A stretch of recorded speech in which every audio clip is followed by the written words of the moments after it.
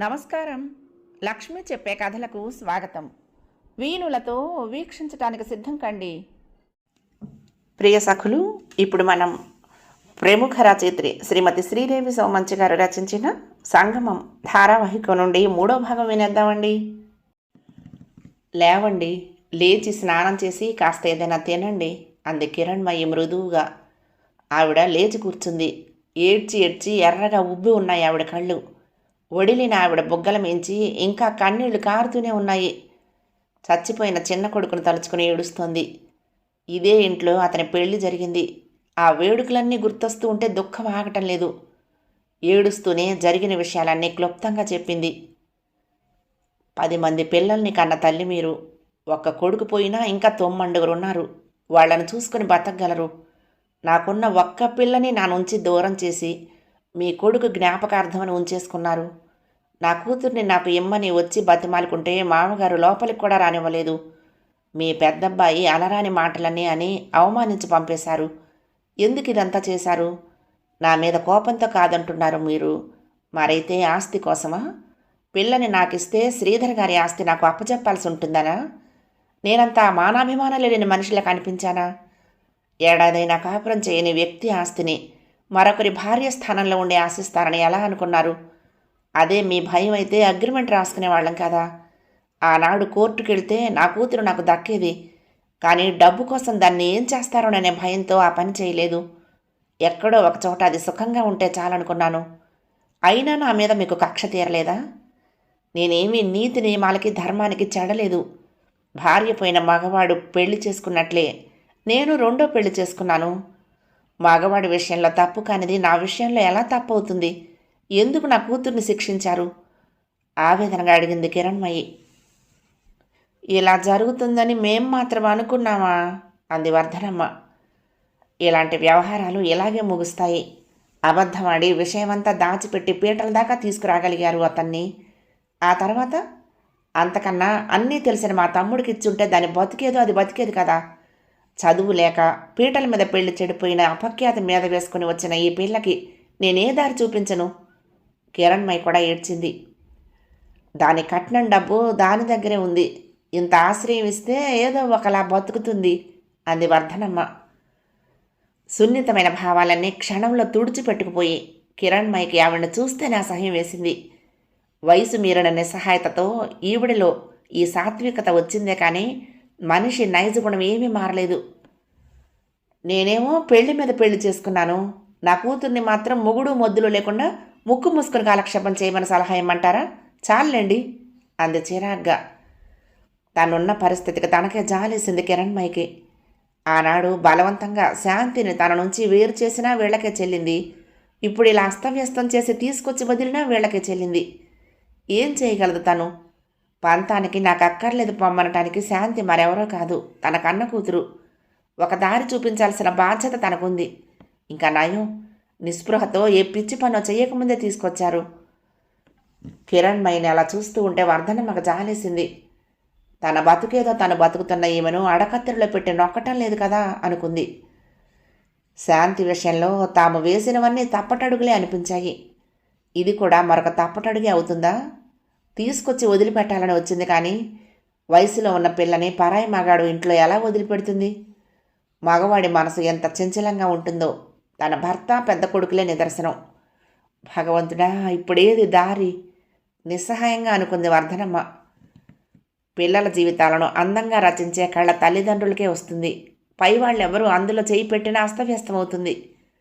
అందుకే ప్రపంచంలోని ఇంతమంది అనాథల జీవితాలు, ఇన్ని అనాథాశ్రమాలున్నా అస్తవ్యస్తంగానే ఉన్నాయి. వర్ధనమ్మ మౌనం కిరణ్మయికి దుస్సహంగా ఉంది. అంతలోకే వివేకం తెచ్చుకుంది. జరిగిందేదో జరిగిపోయింది. ఈ ముసలావిణ్ణి ఎన్ని మాటలన్నా లాభం లేదు. జరగాల్సిన దాని గురించి ఆలోచించాలి. బరువుగా నెట్టూర్చింది. ఏదో ఒకటి తినండి. మరొకసారి అని లోపలికి వెళ్ళింది. శ్రీను హాల్లోనూ, మానస శాంతి పక్కన నిద్రపోతున్నారు. మధు, రాధ టీవీ చూస్తున్నారు. టీవీ ముందే కూర్చున్న రాధ ముఖం గంభీరంగా ఉంది. కిరణ్మయికి ఈ 3 పిల్లలు కాకుండా మరొక కూతురు ఉందని, మొదటి వివాహం వలన పుట్టిన కూతురు కాబట్టి వాళ్ళు పెంచుకుంటున్నారని తెలుసు రాధకి. ఆ అమ్మాయిని శ్రీకాంత్కి ఇవ్వాలనుకున్నారని, కానీ వాళ్ళు ఒప్పుకోకపోవటంతో పెళ్లి జరగలేదని కూడా చూచాయిగా తెలుసు. ఇప్పుడు ఆ విషయం గురించి పదే పదే అంటూ ఉంటే శాంతితో చెప్పినంత తేలిగ్గా తీసి పారేయలేకపోతోంది. ఎక్కడో అసంతృప్తి, ఏదో అనిశ్చితి. ఏం జరగబోతోంది శాంతి విషయంలో? కిరణ్మయి ఆమెను తనతో తీసుకువెళ్తుందా లేక ఇక్కడుంచి వెళ్తుందా? ఇక్కడే ఉంటే తమిద్దరి స్థానాలు ఏమిటి? ఆమె ముఖంలో ఈ భావాలన్నీ చదవగలిగింది కిరణ్మయి. ఆమె చెయ్యి పట్టుకుని మృదువుగా లేవదీసి అక్కడి నుండి తీసుకువెళ్ళింది. ఎందుకు అనుకుంది రాధ. ఇద్దరూ పెరట్లో పారిజాతం చెట్టు కింద చప్టా మీద కూర్చున్నారు. బాధపడుతున్నావు కదూ? సున్నితంగా అడిగింది కిరణ్మయి. ఆమెకెలా తెలిసిందా అని ఆశ్చర్యపోయింది రాధ. అయినా బయటపడకుండా ఎందుకలా అనుకుంటున్నారు, బాధ ఎందుకు అడిగింది. ఆ పాటి గ్రహించలేనా? ఈవేళ శ్రీకాంత్ శాంతిల ప్రస్తావన పదే పదే వచ్చింది. వాళ్ల పెళ్లి జరుగుంటే ఈ పరిస్థితి వచ్చేది కాదన్న ఆలోచనను జయించలేకపోయాను. అది నిన్నెంత బాధ పెడుతుందనని అనుకోలేదు. మళ్ళీ ఇంకొకసారి ఆ ప్రస్తావన రాదు అంది కిరణ్మయి. విప్పారణ నేత్రాలతో విస్మయంగా చూసింది రాధ. మీరు ప్రతిదీ ఇంతగా గమనిస్తారా అంది. నువ్వేం పైపిల్లవు కాదు కదా. భవిష్యత్తులో ఎప్పుడైనా శాంతి ఎదురుపడితే శ్రీకాంత్ దాన్ని చేసుకోలేకపోయానని ఎప్పుడూ అనుకోకుండా ఉండాలనే ఎంచి ఎంచి నిన్ను చేసుకున్నావు. మనసులో ఏం పెట్టుకోకు రాధా. ఆమె అంత హామీ ఇచ్చాక రాధ మనసు మబ్బులు విడిన ఆకాశంలా ప్రశాంతంగా మారింది. శాంతి విషయం ఎలా అడగాలో తెలియలేదు. ఏంటి వదిన మరదళ్ళు తీరిగ్గా ఇక్కడ కూర్చున్నారు? యుద్ధకాండ ముగిసిందా? గోపాలకృష్ణ గొంతు విని ఇద్దరూ తల తిప్పారు. సినిమాకు వెళ్ళారా? వెంటనే అడిగింది కిరణ్మయి. మేముండేం చెయ్యాలి? ఆ ముసలావిడితో దెబ్బలాడటానికి ఇంతమందిని కావాలా? ఇంతకీ శాంతిది? కుతూహలంగా అడిగాడు గోపాలకృష్ణ. పడుకుంది. ఈ గొడవలతో బాగా నలిగింది. అదీగాక పొద్దుటి నుండి ప్రయాణం, అలసిపోయింది. జోకొట్టు మరీ పడుకోబెట్టింది వదిన పరిహాసంగా అంది రాధ. ఆవిడతో దెబ్బలాడటం దేనికి? శాంతిని తీసుకొచ్చింది, వచ్చిన పని అయిపోయింది. తిరుగు రైల్లో పంపించేయాల్సింది. ఎప్పుడో జరిగిపోయిన దానికి ఇప్పుడు ఘర్షణ పడటం ఎందుకు? దానివల్ల నీకు కంఠశోష తప్పించి ఇంకేం ఒరుగుతుంది? గోపాలకృష్ణ భార్యను కోపడ్డాడు. పీటల మీద పెళ్లి చెడిపోయిందని దాన్ని తీసుకొచ్చేసరికి నాకు చాలా బాధేసింది. 18 ఏళ్లకి 20 ఏళ్లకి ఎవరు పెళ్లి చేసుకుంటున్నారు ఇప్పుడు? నా దగ్గరే ఉండి చక్కగా చదివించి ఉద్యోగంలో పెట్టి మన కుటుంబాన్ని గురించి అవగాహన ఉన్న సహృదయుణ్ణి అల్లుడుగా తెచ్చుకునేదాన్ని. ఇప్పుడు చూడండి, దాని రెక్కలు కత్తిరించేసి ఎగరటం చేతకాని అసమర్థరాల్ని చేసి నా దగ్గరికి తీసుకొచ్చారు. దాన్ని కన్న తల్లిని నేను.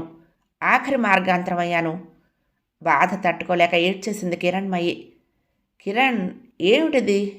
మందలింపుగా అన్నాడు గోపాలకృష్ణ. శాంతికి పెళ్ళైపోయిందని తెలిసాక నేను కూడా షాక్ అయ్యాను. నేను ఎత్తుకుని ఆడించిన ఆ 2 ఏళ్ల పిల్ల రూపమే నాకు గుర్తుందేమో. చేతుల నిండా గాజులు, ఆ అలంకరణలు చూసి చాలా అప్సెట్ అయ్యాను. ఈ వయసు పిల్లలు బీఎస్సీనో ఎంఎస్సీనో చదువుతూ చుడీదార్లలో తూనీగల్లా ఉంటారు. శాంతి ఒకటి ఇంత ఎదిగిపోయిందనిపించి బాధ కలిగింది. వాళ్ళిద్దరి మాటల్ని ఆశ్చర్యంగా వింది రాధ. భార్యాభర్తలు ఒకరినొకరు అర్థం చేసుకోవటం అంటే, అన్యోన్య దాంపత్యం అంటే ఇదేనా? కిరణ్మయి మాత్రం రాగానే శాంతిని దగ్గరకు తీసుకుని జరిగిన అన్యాయానికి వర్ధనమ్మతో హోరాహోరీ దెబ్బలాడి బాధ పెట్టానని తనను సముదాయించి భర్తతో అతనికి చెందని సమస్యను కూడా పంచుకుంది. వాళ్ళిద్దరిని చూస్తూ ఉంటే చాలా ఆరాధన కలిగింది. అసూయలు, కలతలు, కష్టాలు ఉంటే ఉండొచ్చునుగాక అవే జీవితం కాకూడదని అర్థమైంది. ఆ రాత్రి అందరూ నిద్రపోయారు, కానీ కిరణ్మయికి మాత్రం కాళరాత్రి అయ్యింది. ఎప్పుడో జరిగిపోయిన పెళ్ళి, దాని తాలూకు జ్ఞాపకాలు, ఇన్నేళ్లుగా అడుచుకున్న భావోద్వేగాలు అన్నీ పెను తుఫానుగాలుల్లా చెలరేగాయి. కిరణ్మయి గోపాలకృష్ణ అపురూపంగా మలుచుకున్న అందాల బొమ్మ. ఇప్పుడంటే ఆమె నడి వయసులో ఉంది, కానీ అతని జీవితంలో అడుగు పెట్టేటప్పటికి 25 ఏళ్ళు కూడా లేవు. ఆ ఇంటి 4 గోడల్లో ఒక చరిత్ర నిక్షిప్తమై ఉంది. ఒక కెరటం ఎగిసి పడటం ఉంది. అది విరిగి పట్టం కూడా ఉంది. ఒక స్త్రీ ఆనంద డోలికల్లో ఊగుతూ అందులో నుంచి జారిపడి ఘోరమైన అవమాన పరాజయాలను ఎదుర్కొని మళ్లీ లేవటం ఉంది. బీఎస్సీ 2వ సంవత్సరం చదువుతున్నప్పుడు కిరణ్మయికి శ్రీధర్తో పెళ్ళయింది. చదువు మధ్యలో పెళ్లి చేయటానికి ఆమె తండ్రి గోపాలరావు ఏమాత్రం సంకోచించలేదు. ఆడపిల్లను చదివిస్తూనే మా పిల్ల చదివి ఏం చెయ్యాలి, ఉద్యోగం చేయాలా, ఊళ్ళేలాలా, ఉద్యోగం చేయాల్సిన కర్మ దానికేమిటి అనే తరానికి చెందినవాడు ఆయన. చదివిస్తూనే 18 ఏళ్లు నిండాయని కూతురికి సంబంధాలు వెతకసాగాడు.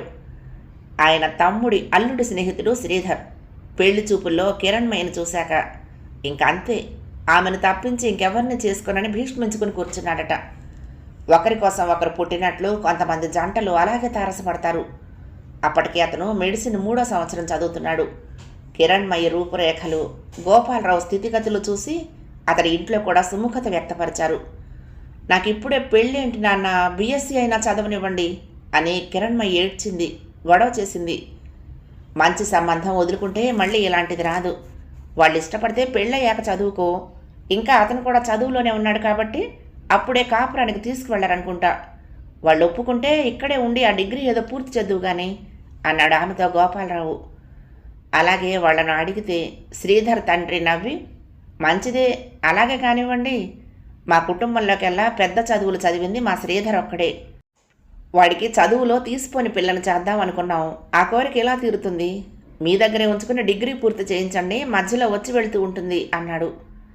పెళ్ళి చాలా ఆర్భాటంగా జరిగిపోయింది. పెళ్ళప్పుడు వ్రతాలకి నోములకు తప్ప కిరణ్మయి అత్తగారి ఊరు వెళ్ళలేదు. శ్రీధర్ వైజాగ్లో ఉండి చదువుకునేవాడు. సెలవుల్లో పండుగలకి అత్తవారింటికి వచ్చి 4-5 రోజులుండి వెళ్ళేవాడు. కిరణ్మయిలో కొత్త ఉత్సాహం కథను తొక్కుతూ ఉండేది. స్నేహితులతో తిరిగేది వేరు, అతనితో తిరిగేది వేరు. అతను వస్తున్నాడంటే ఉల్లాసంతో తుళ్ళి తుళ్ళి పడేది. అన్న వదినలు ఏడ్పించేవారు, చెల్లెలు వేళాకోళం చేసేది. గోపాలరావు 4 సంతానంలో పెద్ద కొడుకు చంద్రశేఖర్ లెక్చరర్, పెళ్ళయింది. తర్వాతది కిరణ్మయి, ఆమె తర్వాత కరుణ, ఆఖరి సంతానం శ్రీకాంత్. పెళ్ళయ్యాక కూడా కిరణ్మయి పుట్టింట్లోనే ఉండి చదువుకోవటం అదొక వేడుకగా ఉండేది తప్ప ఎవరికి భారంగానూ అదనపు బాధ్యతగానూ అనిపించేది కాదు. కట్నాలు కానుకల కోసం పిల్లనిచ్చుకున్న వాళ్లను పీడించే సంస్కృతి కిరణ్మయి అత్తవారింట్లో లేదు. కిరణ్మయికి అదొక అందమైన కళ. అతను ఉన్నంతసేపు అతనితో కబుర్లు, వెళ్ళిపోగానే అతని తలపుల సువాసనలతో వచ్చేవాళ్ళే ఉత్తరాలు. ఆమెను మయమర్పించి ఊహాలోకాల్లో విహరింపచేసేవి. ప్రపంచమంతా ప్రేమమయమే అనిపించేది. అయితే అదంతా అపరిపక్వ ప్రేమ, శృంగారమే తప్ప బాధ్యత తెలీదు.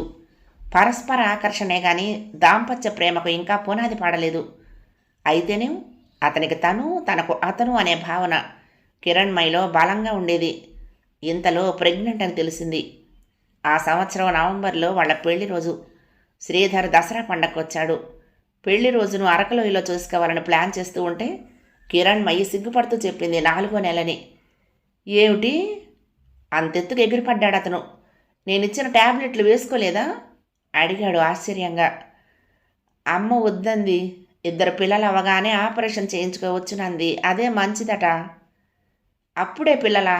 నేను ఇంకా ఎంఎస్ చేయాలి, ప్రాక్టీస్ పెట్టాలి, నిన్ను తీసుకువెళ్ళాలి, అప్పుడైతే బాగుండేది నిరుత్సాహంగా అన్నాడు. అయినా లోపల సంతోషమే ఉంది. అది అంతర్లోకం. మీరు ఎన్ని కలలు కంటున్నారని నాకేం తెలుసు?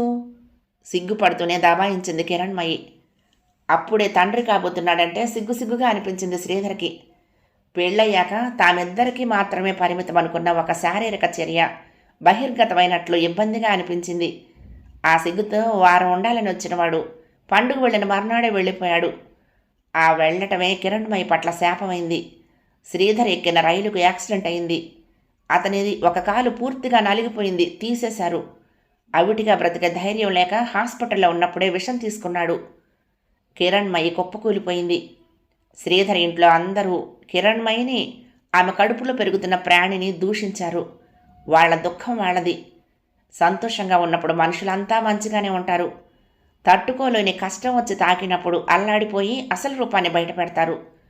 కిరణ్మయి సంసార సౌధం పేకమేడలా కూలిపోయింది. ఆమె జీవన దీపం ఉఫ్ఫుమని ఊదేసినట్లు ఆరిపోయింది. శాంతి పుట్టేదాకా ఏం తిన్నదో, ఎలా ఉన్నదో, పక్కలో పసిపాప కదలిక కూడా ఆమెలో చైతన్యం తీసుకురాలేదు. 4 రోజుల దాకా పాపను చూడటానికి కూడా ఇష్టపడలేదు. అతని జ్ఞాపకంగా దేవుడిచ్చిన వరమమ్మా ఇది. తల్లివి నువ్వే కాదంటే ఎలా? తండ్రి ఎలాగూ లేడు అని నాయనమ్మ పాపను తీసుకొచ్చి పక్కలో పడుకోబెట్టింది. ఎంత నష్టజాతకురాలో, భూమి మీద పడకుండానే తండ్రిని మింగింది. గొణుక్కుంది కిరణ్మయి తల్లి. అందరికీ ఆ పసిదాని మీద ఉదాసీనతే. బోర్లా పడిందని బొబ్బట్లు లేవు, అడుగులు వేసిందని అరిసెలు లేవు. గడప దాటిందని గారెలు లేవు. తాతమ్మ సంరక్షణలో ఏదో పెరిగిందంతే. ఈలోగా పేలాల్సిన డైనమైట్లు పేలాయి. 11వ రోజు వెళ్ళాక శ్రీధర్ తల్లిదండ్రులు వచ్చారు. జరగాల్సిందంతా జరిపించాలని వాళ్ళ వాదన. ఇంకా ఏం మిగిలిందండి? అతను పోతూ పోతూ మా కిరణ్లో జీవాన్ని తనతో తీసుకెళ్ళిపోయాడు. ఒట్టి గాజు బొమ్మ మాకు మిగిలింది. దాన్ని అలా ఉండనివ్వండి. కిరణ్మయి తల్లి లక్ష్మీదేవి కన్నీటితో చేతులు జోడించింది. ఈ రోజుల్లో ఇవన్నీ ఎవరు పాటిస్తున్నారు? పల్లెటూరులో ఉండటంతో మీకు తప్పనిపిస్తోంది. దాని వయసు ఎంతని? దానికి శిక్ష ఏమిటి? తన వయసు వాళ్ళంతా హాయిగా తిరుగుతూ ఉంటే వద్దంటున్నా వినకుండా పెళ్లి చేసి గొంతు కోసాం. కిరణ్మయ్య అన్న చంద్రశేఖర్ ఆవేదనగా అన్నాడు. చదువు మధ్యలో పెళ్లి చేసి మేము ఒక తప్పు చేశాము. చెయ్యని తప్పుకు శిక్షించి మీరు దాని పట్ల మరొక తప్పు చేయకండి. గోపాలరావు తువ్వాల్లో ముఖం దాచుకుని బోరుమన్నాడు. ఆ బొట్టు గాజులే కదమ్మా అడ్డు. దానికింత హంగామా ఎందుకు? నేను తీసేస్తాను అంది కిరణ్మయి నాయనమ్మ మనవరాల్ని దగ్గరగా తీసుకుంటూ. వాళ్ళు ఎవరి మాట లెక్క చేయలేదు. సాంప్రదాయం మంట కలిసిపోకుండా కిరణ్మయిని తీసుకువెళ్ళి చెయ్యదలుచుకున్నదంతా జరిపించి మళ్ళీ పుట్టింట్లో వదిలిపెట్టారు. అదంతా కూడా మళ్ళీ పెళ్లి జరిగినంత ఆర్భాటంగా జరిగింది. వాళ్ళు మనుషులా రాక్షసులా? పరాయి తల్లి కన్న బిడ్డ మీద అంత అధికారం ఎక్కడిది? ఎవరి మీద కక్ష ఇది? దేవుడి మీద?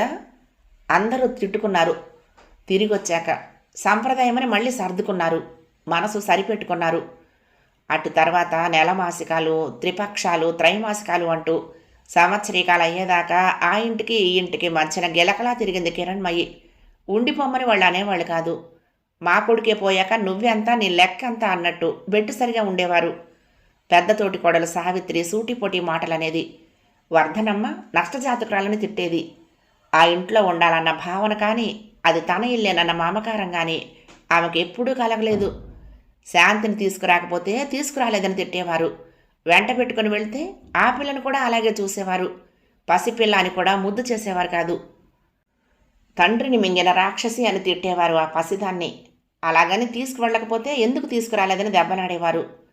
కిరణ్మయి అనేక విధాల నలిగిపోయింది. ఒడ్డు దరి కనిపించని ప్రవాహంలో కొట్టుకుపోతున్నట్లుండేది. అలంకరణే కాదు, అభిమాన గౌరవాలే కాదు, అన్నీ సందిగ్ధంలో పడ్డాయి. బొట్టు పెట్టుకోవాలో, గాజులు ఉంచుకోవాలా, అలంకరించుకోవాలా వద్దా అనేది కాదు ఆమె సమస్య. ఎవరికైతే ఈ అలంకరణ అంతా నిర్దేశించబడిందో అతనే లేకపోయాక ఆమెకి వాటి మీద ఆసక్తి చచ్చిపోయింది. తిండి నిద్రల పట్ల ధ్యాసే పోయింది. నాయనమ్మ కంచంలో అన్నం పెట్టుకుని వచ్చి తినిపిస్తే తినేది, లేకపోతే లేదు. తల్లి బలవంతంగా బాత్రూంలోకి నెడితేనే స్నానం, వదిన వేస్తేనే జడ. అలాంటి దానికి శ్రీధర్ పోయిన తిథి లెక్క చూసుకుని వాళ్ళు చెప్పినా చెప్పకపోయినా వెళ్ళక తప్పని పరిస్థితి. ఇది చాలక ఈ వార్త తెలిసి పరామర్శించడానికి వచ్చే చుట్టాలు, వాళ్ళు పాటించే సాంప్రదాయాలు. మొదట్లో వాళ్లతో పాటు కిరణ్మయి కూడా ఏడ్చేది. తర్వాత ఏడుపు రావటం మానేసింది. ఒక విధమైన నిర్వేదం, నిస్తేజం, విరక్తి వంటివి ఆమెలో చోటు చేసుకున్నాయి. ఏడాది గడిచింది. శ్రీధర్ కర్మకాండలు ముగిశాయి. కిరణ్మయి వాళ్ళింటికి వెళ్ళటాలు తగ్గాయి. ఈ ఏడాదిలోనూ వాళ్లతో ఆమెకు ఎలాంటి అనుబంధం పెరగలేదు. చాలా మార్పులు వచ్చాయి. ఒక మూల మంచంలో వేస్తేనూ, విసుక్కుని ఉయ్యాల్లో పడేసి ఊపితేనూ ఊరుకునే పిల్ల కాదు ఇప్పుడు శాంతి. శాంతి ఆ పేరు శ్రీధర్ తల్లిదండ్రులే నిర్ధారించారు. శ్రీధర్ అమ్మమ్మ పేరు శాంతమ్మ. ఆవిడ పేరు ఆ పిల్లకు పెట్టింది వర్ధనమ్మ. మోటుగా ఉందని శాంతిగా మార్చింది కరుణ. తిట్టుకోవటానికి అనువుగా ఉంటుందని. ఆవిడ ఊరుకుంది. ఇల్లంతా పాకుతోంది శాంతి. తప్పటడుగులు వేస్తోంది. వంటింట్లోకి వెళ్ళి అమ్మమ్మ మీద పెత్తనం చెలాయించొస్తుంది. చంద్రశేఖరం కొంచెం పరాగ్గా ఉంటే చాలు, అతని పుస్తకాలు చింపేస్తుంది. తాతని ఎత్తుకోమని చేతులు అందిస్తుంది. శ్రీకాంత్ ఎత్తుకుంటే 2 గుప్పెళ్లతోటి జుత్తు పీకుతుంది. అమ్మో రాక్షసి! శ్రీకాంత్ భయంతో గుండెల మీద చెయ్యి వేసుకునేవాడు. శాంతి బోసి నవ్వులు, ముద్దు మాటలు, అల్లరి ఆటలు అందరి దృక్పథంలోనూ మార్పులు తెచ్చాయి. కిరణ్మయిలో కూడా. శాంతి చర్యలే కాకుండా కాలం కూడా. బొట్టు పెట్టుకోవాలి కిరణ్, నీ మొహాన్ని అలా చూడలేకపోతున్నావు అని స్టిక్కర్ తెచ్చి అంటించింది చందు భార్య. ఎవరూ వద్దనలేదు. ఇప్పుడు మా పిల్లలా ఉన్నావు, ఈ రోజుల్లో అందరూ పెట్టుకుంటున్నారు. తడి కళ్ళతో కూతుర్ని చూసుకుంటూ అంది లక్ష్మీదేవి. కిరణ్మయి బొట్టు పెట్టుకునేది. పెరట్లోకి వెళ్ళినప్పుడో, శాంతిని ఆడిస్తున్నప్పుడో అక్కడ ఏదైనా పువ్వు కనిపిస్తే చప్పున తెంపి తల్లో పెట్టుకునేది. మళ్ళీ వెంటనే గుర్తొచ్చి తీసి పడేసేది. బొట్టు పెట్టుకోవటం, అలంకరించుకోవటం ఇవన్నీ ఆమెలో వికసిస్తున్న యవ్వనానికి బాహ్య సంకేతాలు. ఎంతటి వైరాగ్యమైనా కాలంతో కడిగేస్తే కొట్టుకుపోతుంది. ముక్కు మూసుకుని తపస్సు చేసుకునే ముని పొంగవులకి సాంసారిక వైరాగ్యం సాధ్యపడలేదు. జనజీవన చైతన్యానికి దూరంగా బ్రతికే సన్యాసులకే సాధ్యపడలేదు బాదరబందీలు వదిలించుకోవటం. ఇక కిరణ్మయి ఎంతటిది? శరీరం ఉన్నంతకాలం పోషణ తప్పదు, పోషణ జరుగుతున్నంతకాలం వికాసం తప్పదు. ఇదొక నిరంతర ప్రక్రియ. అది ఆగిపోవటం అంటే ఆ శరీరంలోని జీవి ఇంకొక శరీరాన్ని వెతుక్కుంటూ ఉన్నట్లే. ఆమెలో అంతర్గతంగా ఒక జ్వాల రగులుతూ ఉండేది. అది ఖచ్చితంగా కామజ్వాల మాత్రం కాదు, తోడు కోసం తపన, జోడు కోసం ఆర్తి. అలా ఆమె అంటే అది వంచనగా కొందరికి అనిపించవచ్చు. ఆమె కర్మయోగి కాదు. కాలు మోపకుండానే సంసార సౌధం కూలిపోయింది. ఆమె అణువులో ఎంతో వ్యధ, ఏదో కావాలనిపించేది. ఆ వయసులోని అందరు ఆడపిల్లల్లా ఆమె కూడా కలడు కనేది. అవి ఆద్యంతం అయ్యాక శ్రీధర్ నిష్క్రమణం గుర్తొచ్చి నిలువున దుఃఖంతో పరితపించిపోయేది. ఒక గొప్ప నిస్పృహ ఆవరించి కళ్ళ నుంచి ధారాపాతంగా కన్నీరు కారిపోయేది. ప్రతి మనిషి జీవితం ఒక పెద్ద గ్రంథం. కూలంకషంగా దాన్ని చదవాలని ఎంత గట్టిగా నిర్ణయించుకున్నా అందులో మనకిష్టమైన పేజీలు ఉంటాయి, విసుగు పుట్టించేవి ఉంటాయి. శ్రీధర్ నిష్క్రమణం దాకా లిఖించబడిన ప్రతి అక్షరము కిరణ్మయికి అత్యంత మధురమైనవి, మరీ మరీ చదవాలనిపించేవి. ఇప్పుడు మాత్రం నిరాసక్తంగా పేజీలు తిరగేస్తోంది. ఎంతకాలం గడపాలి అనేది అగాధవంత లోతైన, ఏడారంత విస్తృతమైన ప్రశ్న. ఏ పనిలోనూ మనసు నిమగ్నమయ్యేది కాదు. ఆఖరికి శాంతి పనులు కూడా అంతే. స్నానం చేయించి గదిలోకి తీసుకువెళ్ళి తుడిచి పౌడర్ రాస్తూ ఆ పిల్లని గుండెలకు హత్తుకుని ఏడ్చేది. దాన్నే మమకారం అంటారని ఆ క్షణాన ఆమెకు తెలీదు. బొట్టు కాటుక పెట్టి పాపను ఒళ్ళో వేసుకుని తదేకంగా చూసేది. తన బోసి నవ్వుల్లో అవ్యక్త ఆవేదన గోచరించేది ఆమె అంతర్నేత్రానికి. ఇది అంతరంగాలకు మాత్రమే అర్థమయ్యే విషయం. తండ్రి లేకపోవటం తనకు తెలుసనిపించేది కిరణ్మయికి. అమ్మ, అత్త, పిన్ని ఇలా ఎన్నో పదాలు నేర్చుకుంది శాంతి. నాన్న అన్న పదం దానంతటా అదే వచ్చింది. తను ఏ మాట అన్నా ఎవరో ఒకరు జవాబు ఇచ్చేవారు. నాన్న అనేసరికి అందరి మౌనమే జవాబు అయ్యేది. పదే పదే ఆ మాటని ఉక్రోషంతో ఏడ్చేది శాంతి. కూతుర్ని చూసి తను ఏడ్చేది కిరణ్మయి. తను ఏడుస్తూ అందరినీ ఏడిపిస్తూ రోజులు నెట్టేసేది. పోయిన వాళ్లతో మనం కూడా పోలేం కదా కిరణ్, ఎంతకాలమని ఇలా ఏడుస్తూ కూర్చుంటావు? మళ్ళీ కాలేజీలో చేరి డిగ్రీ పూర్తి చేయొచ్చు కదా అన్నాడు చందు ఒకరోజు. కిరణ్మయిలో పెద్ద సంచలనం. తను మళ్ళీ కాలేజీలో చేరటమా? రాణివాసం అనుభవించిన పాంచాలి విరాటుని కొలువులో దాసిగా చేరిన ఘట్టం గుర్తొచ్చింది. తన కేసు ఈర్షిగా చూసిన కళ్ళు ఇప్పుడు తన మీద సానుభూతి, హేళన ఒలకబోస్తాయేమో. మనసులో ఎన్నో భయాలు, ఎన్నో సందేహాలు. అసలు సంగతి ఆమె మనసు చీకట్లో నుంచి వెలుతురులోకి రావడానికి ఇష్టపడటం లేదు. నలుగురిలో తిరిగితే బాధ తగ్గుతుంది అన్నాడు గోపాలరావు. ఆమె మాట్లాడలేదు. పోనీ ట్యూటర్ని పెట్టిస్తే ఇంట్లోనే చదువుతావా? అన్నింటికీ కిరణ్మయి మౌనమే జవాబయింది. అప్పుడే నలుగురిలోకి ఎందుకు, ఏమిటి, ఎలా జరిగిందని ప్రశ్నలతో వేధిస్తారు, ఇది తట్టుకోలేదు అంది కిరణ్మయి నాయనమ్మ. వాళ్లే ఆలోచించి నిర్ణయం తీసుకున్నారు. అసలు ఏ విషయాన్ని గురించైనా ఆలోచించే స్థితిలో ఆమె ఉంటే కదా. చందు ఫ్రెండ్ గోపాలకృష్ణ. అతను వేళ్ళింట్లోనే గెస్ట్ రూమ్లో ఉండి కిరణ్మయిని పరీక్షలకు చదివించేందుకు ఒప్పుకున్నాడు. అతన్ని గురించి విన్నాక కిరణ్మయికి కలిగిన బాధ వర్ణనాతీతమైనది. దెబ్బతిన్న ఇద్దరూ ఒకే చోటుకి చేరారనిపించింది. కారణం, అతని భార్య పోయింది, కూతుర్ని కూడా కోల్పోయాడు. అటువంటి స్థితిని అనుభవించి వచ్చిన అతనికి ఆ స్థితిలో ఉన్నప్పుడు ఎవరి మనసైనా ఏం కోరుకుంటుందో బాగా తెలుసు. సాంత్వన. అది ఒట్టి ఓదార్పు కాదు, గాయానికి మందు పూస్తూ డాక్టర్లు అభిమానంగా మాట్లాడటం లాంటిది. అది కావాలి కిరణ్మయికి. కిరణ్మయి ఇంట్లోకి గోపాలకృష్ణ రాక ఏ ఆర్భాటం లేకుండా జరిగిపోయింది. ఆమె జీవితంలోకి కూడా అతను అంతే నిరాడంబరంగా అడుగు పెడతాడని ఎవరూ ఊహించలేదు. గోపాలకృష్ణ కిరణ్మయికి ఇంగ్లీషు లెక్కలు చెప్పేవాడు. చందు స్టాటిస్టిక్స్ చెప్పేవాడు. అతని భార్య ఉదయ హిందీ చెప్పేది. చరిత్ర తనకు తనే చదువుకునేది కిరణ్మయి. అన్నీ కూడా క్షణం తీరిక లేకుండా ఆమెను పట్టి ఉంచేవి. గోపాలకృష్ణ చెప్పే విధానం కిరణ్మయికి బాగా నచ్చింది. సరళమైన భాషలో మనసుకు హత్తుకునేలా చెప్పేవాడు. నిరాసక్తంగా పునఃప్రారంభమైన చదువు మీద ఆమెకు శ్రద్ధ మొదలైందంటే అది ఖచ్చితంగా అతని ప్రభావమే. చదువుతో పాటు అతను తాత్వికమైన విషయాలు ఎన్నో చెప్పేవాడు. అతని నోట్లో నుంచి వచ్చిన ప్రతి మాట ఆమె మనోవికాసానికి ఎంతో కొంత తోడ్పడేది. నా జీవితం ఏమీ పూల పాన్పు కాదు కిరణ్. చాలా సమస్యలు ఎదుర్కొన్నాను, కష్టాలు భరించాను. ఆ మాటకొస్తే ఎవరి జీవితమూ సమస్యలు లేకుండా ఉండదు. కానీ ప్రతి సమస్యకు ఏదో ఒక పరిష్కారం ఉండకుండా ఉండదు. లేకపోతే ప్రత్యామ్నాయంగా రాజీ అనేది ఒకటి ఉండనే ఉంది. అయితే నేను ఎదుర్కొన్న సమస్యలు అలాంటివి కాదు. నా భార్యను బలి తీసుకున్నాయి, నా కూతుర్ని కూడా. బొంగురుపోయిన గొంతుతో అతను ఒకసారి చెప్పగానే కిరణ్మయికి గుండెల్లో కలచివేసినట్లయింది. పైకి ఎంతో నిబ్బరంగా కనిపించే ఇతని గుండె ధైర్యం ఇంతేనా? భార్య కానీ భర్త కానీ చనిపోతే ఆ జంటలో మిగిలిన వారికి ఇంత దుఃఖం ఉంటుందా? ఈ దుఃఖానికి అంతు లేదా? అది తీరే మార్గం లేదా? కానీ పెళ్లి జీవితం కాదు, అందులో కొంత భాగం మాత్రమే. బాల్యం ఎంతో అందమైంది, గడిచిపోయాక మళ్ళీ కావాలంటే తిరిగి వస్తుందా? తనని తను కంట్రోల్ చేసుకుంటూ అన్నాడు. అది ఇది ఒకటేలా అవుతుంది? అడిగింది కిరణ్మయి. నిజమే, రెండు ఒకటి కాదు, అతను ఒప్పుకున్నాడు. బాల్యం మన ప్రమేయం లేకుండా గడిచిపోతుంది, అది కాలగతి.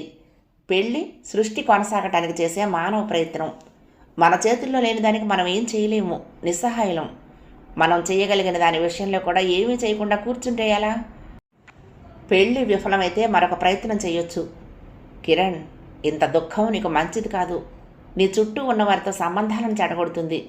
తర్వాత నీ మానసిక ఆరోగ్యాన్ని, ఆ మీదట నీ శారీరక ఆరోగ్యాన్ని దెబ్బతీసి నిన్ను అగాధాల్లోకి తోస్తుంది. ఇందులో నుంచి బయటికి రావడానికి ప్రయత్నించు. బాగా చదువుకో, వ్యక్తిత్వాన్ని పెంచుకో, మంచి ఉద్యోగం సంపాదించుకో, నీ కాళ్ళ మీద నువ్వు నిలబడు. నీకు చేయూతనిచ్చేవాళ్ళు ఎదురైతే పెళ్లి చేసుకో అన్నాడు. ఆమె ముఖంలోకి వెచ్చటి నెత్తురు చిమ్మింది. అతని మాటల్లో కల్మషం కానీ దురుద్దేశం కానీ లేవు. ఆ సంగతైతే తనకు తెలుసు. కానీ అటువంటి మాటలు పరాయి మగవాడి నుంచి రావటం ఎవరైనా వింటే ఎంత అసహ్యంగా ఉంటుంది. నాకు మళ్ళీ పెళ్ళేమిటి? ఒకసారి పెళ్ళయింది, పాప కూడా పుట్టింది, నా ప్రాప్తం ఇంతే అనేసి అక్కడి నుండి వెళ్ళిపోయింది. సమాజం వైధవ్యం దుఃఖాన్ని స్త్రీ మీద వేసి రుద్దుతుంది కాబట్టి, ఆమెను అందులో నుంచి బయటకు రానివ్వరు కాబట్టి బతుకున్నంతకాలం ఈడుస్తుంది. ఒంటికి గాయమైతే మందులు రాసి దాన్ని నయం చేసుకుంటాము. మనసుకు గాయమైతే దాన్ని కెలుక్కుని మనను మనమే హింసించుకునే మనుషులం. అది అవతలి వారి గాయమైతే మరీ సుఖం మనకి. కిరణ్మయి ఆమె మనస్థితి చీకట్లో కొట్టుమిట్టాడుతూ ఉంటే ఈ సమాజం తమాషా చూస్తోంది, కానీ చీకట్లో నుంచి యువతలకి రావటానికి దారి చూపించదు. సమాజాన్ని, అది తన మీద రుద్దిన వైధవ్యాన్ని మినహాయించుకొని చూస్తే తనకు మళ్ళీ పెళ్ళెందుకో కిరణ్మయికి అర్థమవుతోంది. శ్రీధర్తో ఆమెకు అంత ప్రగాఢమైన అనుబంధం అంటూ ఏర్పడలేదు. వైవాహిక జీవితం పట్ల తృష్ణ తీరలేదు. ఏదో కావాలని ఉంటుంది, ఇంకేదో పొందాలని ఉంటుంది. తన చుట్టూ ఉన్న దాంపత్య సంబంధాలు, ప్రేమైక భావనలు ఆమె ఆలోచనలను ఇంకా బలపరుస్తున్నాయి. తనింత అందంగా ఉంటుంది. ఈ సౌందర్యం ఎవరి మెప్పు కోసం? తనకొక అందమైన మనసుంది, అది తీయటి ఊసులెన్నో చెప్తుంది. వాటిని ఎవరితో పంచుకోవాలి?